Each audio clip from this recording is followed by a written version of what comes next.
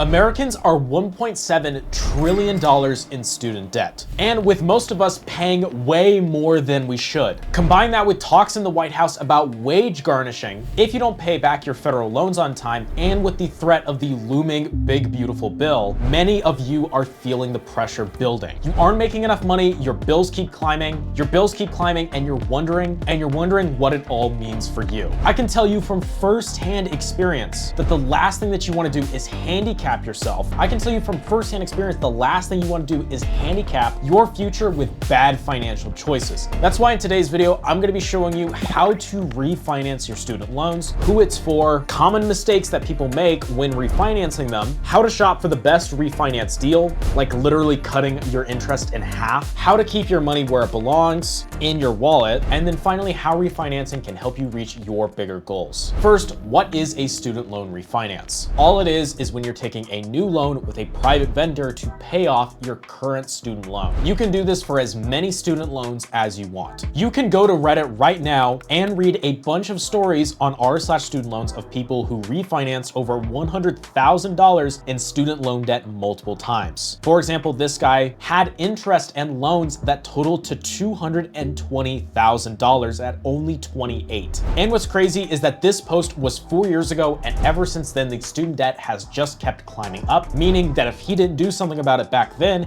he definitely would be in serious financial peril now. So he decided to refinance, first with SoFi at a 6.25 rate. Keep in mind the average interest rate for graduate students is 8.08% and 6.5% for undergrads. With refinancing, over a period of a couple years, he was able to bring down his loan interest to 2.75%, which is actually 2.45 with the autopay discount. And he was able to pay off all of his student loans, $222,000, with an average income for someone who had his degree in only 7 years. And he had a ton of student debt. A big thing that you guys can see right here is that he keeps switching the bank that he's using to refinance the loan. This is the main thing that I want to help you with in today's video. If you're interested in lowering your student debt, is helping you find the best bank to get the lowest interest rate with. Now, the problem is that if you're watching this video in a year or even 6 months or even 2 weeks, that bank might change. With Trump's big beautiful bill, interest rates are going to go up. So the best bank that I could recommend today might not be the best bank tomorrow. Now, I'm going to show you a way a little bit later in the video that you can keep updated, constant access to the best banks to use to refinance your student loans. But before I show you that, I want to first tell you a few things about student loan refinancing. First off, will it affect your credit? The answer is kinda. Now, before we get into this part, I'm not a financial advisor. Nothing I say today is financial advice. Anything you do is all on your own. I'm just here to help you guys provide information. I have no courses or anything like that to sell you. Any decisions you make are entirely on your own. I would say that in order to refinance your student loans, from everything that I've read, my friend personally, he just refinanced his $10,000 of student debt, and he was able to halve his interest rate from 7% to 3.5% using access to the banks that I'm going to show you exactly how to get access to later in the video. Now, he is a bit of an extreme example. Results are not guaranteed, but I'm telling you, if you do refinance your loans, there is a significant chance that you can get a lower interest rate. Plus, applying will not harm your credit. They only do soft pulls, not hard pulls, meaning that there is literally no harm to applying. But a big thing that I do want to mention is that getting your credit score up will increase the chances of you getting a lower rate. Also, having a good credit score is just in general good for living. My biggest advice when it comes to raising your credit is just getting access to high limit credit cards. Now, if you're someone like me, and me personally, I like to spend money. When I get the credit cards, I personally just cut them up and I rarely even use them. What banks are looking for is that they're looking for if you have a 100% repayment rate, if you've never been late on a payment, if you've never missed a payment. Those are the two biggest things that banks care about. And they also care about how big the number is that you have access to. So if you have a credit limit of $30,000 a month, that is going to be much more attractive to a bank than if you only have a credit limit of $2,000. And there is a ton of no annual fee cards that you can apply for that will give big limits. For example, I applied for the Wells Fargo Active Cash Card. It's literally just a 2% basic cashback card, but Wells Fargo gave me a $18,000 credit limit. Obviously, the reason why is because they're looking to screw me later by hiking up my interest rates, charging for the interest. But because I just never spend money on the card, and if I do, I just treat it as a debit card, I will only buy things that I straight up have the money in my checking account for. I keep my credit utilization relatively low, which is attractive to banks because it shows that I'm responsible with my money. And since I have 100% on-time payments and 0 late payments or 0 closed accounts, those are all very, very attractive signs. Now, I just compressed my last 3 years of trying to build my credit. I literally took my credit score from 0 to 770 in just over 3 years. I compressed all that info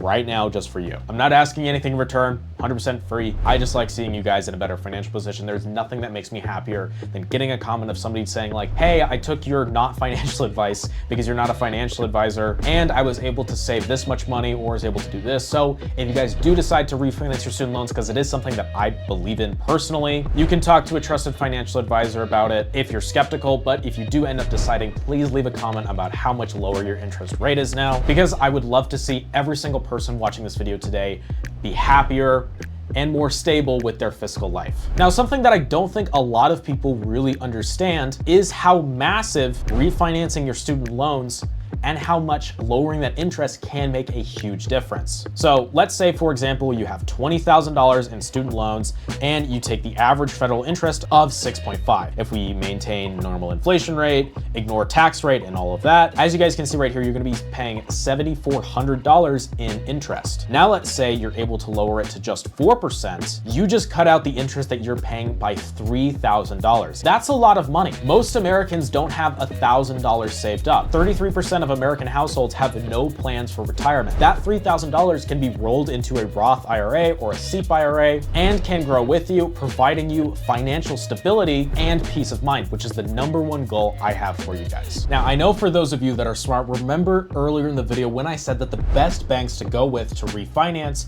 change. And if you're watching this video and the gears are turning in your head, you should be thinking, in my opinion, which is how can I save so much money on my student loans and finally have peace of mind instead of stressing about potential interest rate hikes, about wage garnishing from our government, and presuming that you've already gotten all of the potential tax breaks or student loan breaks that you were able to get, which by the way, most of those Trump is getting rid of, especially the teacher credits. You're probably thinking, let's get started with doing a private student loan refinance because it is gonna help me and it's gonna secure my financial future. What I would recommend you do is that I have partnered with money.com. What they do is that they automatically find some of the best. What they do is that they either negotiate or partner with banks and they help you guys find the best potential rates that you can get. And what's nice is that this page is constantly updated. So I'm gonna include a link to it in the description. All you guys have to do is just click on it. For full transparency, I will receive a small kickback if you do decide to apply for a loan, but I would never take a deal like this if I didn't really believe in what money.com has to offer. I've had tons of people in my comment section being like, man, this offer that Money recommended, it was so great, it was so amazing. Money.com is the premier partner and provider with banks, and it's really, really rare to find a page like this where it will continually update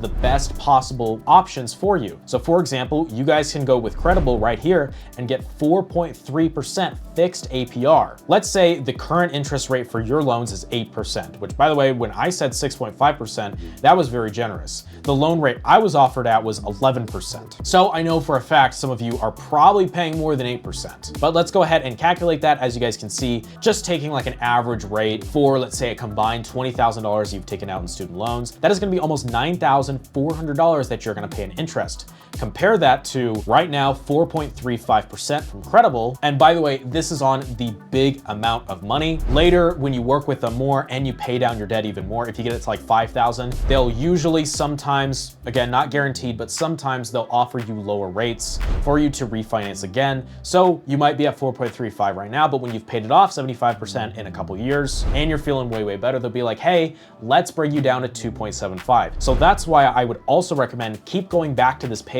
and keep applying, because again, there's literally no risk to applying. Most of these places do not do hard pulls, and if they do a hard pull, they'll tell you. Also, inquiries don't really affect your credit that much, in my opinion. I have like 40 inquiries. It's not that big of a deal, and I have a 770 credit score. So my parents have an 810 credit score and they have almost 100 different inquiries. Inquiries are literally a requirement. I don't think that hard pulls really affect your credit that much. If they do, it might drop by a couple points, but again, that's just my opinion. I'm not 100% on any of that. But going back to the interest calculator, let's see how much lower it'll be. It would be about $4,750, which the crazy part is that that's almost $5,000 less. That is $5,000 less. That's a down payment on a new car.